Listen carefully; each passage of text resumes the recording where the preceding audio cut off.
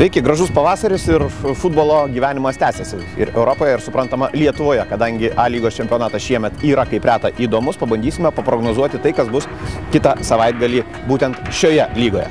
Pradedame nuo Atlanto Šiaulių rungtynės, kurios vyks Klaipėdoje. Ir ten, prognozuočiau, kad laimės vis dėlto Atlanto futbolininkai, kurie kol kas buksuoja, bet tai yra komanda, kuri, aišku, turi didelių ambicijų ir komanda, kuri turi patirtį sukauptą praėjusiame sezone. Vėlgi, Šiauliai gerai žaidžia namuose, prastai išvykoje. Kitas dalykas, Šiauliai gerai ginasi. Ir tai reiškia, kad šiuose rungtynėse, kaip jau sakiau, manau, kad Atlantas iškovos pergalę, bet daug įvarčių būti neturėtų. Klaipėdos Granitas Gargždų Banga. Dar vienas vakarų Lietuvos derbis ir kalbame apie komandą, kuri kartu su Žalgiriu užima dalyjasi pirmą vietą turnyro lentelėje, tai yra Gargždų Banga.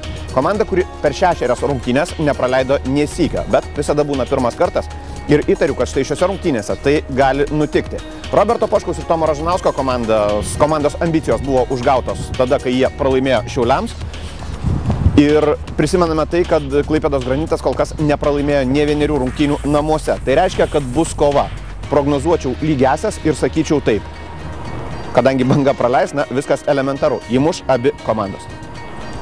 Ekranas Trakai. Komandos, kurios skirtingose pozicijose galbūt dėl to, kad Trakų futbolininkai turi daug patirties, ekrano mažai, bet kitas dalykas, kalbant apie šias rungtynes, yra tas, kad Trakai mėgsta atakuoti. Trakai mėgsta žaisti pirmų numerių ir, kaip rodo šio sezono patirtis, ekranui tai yra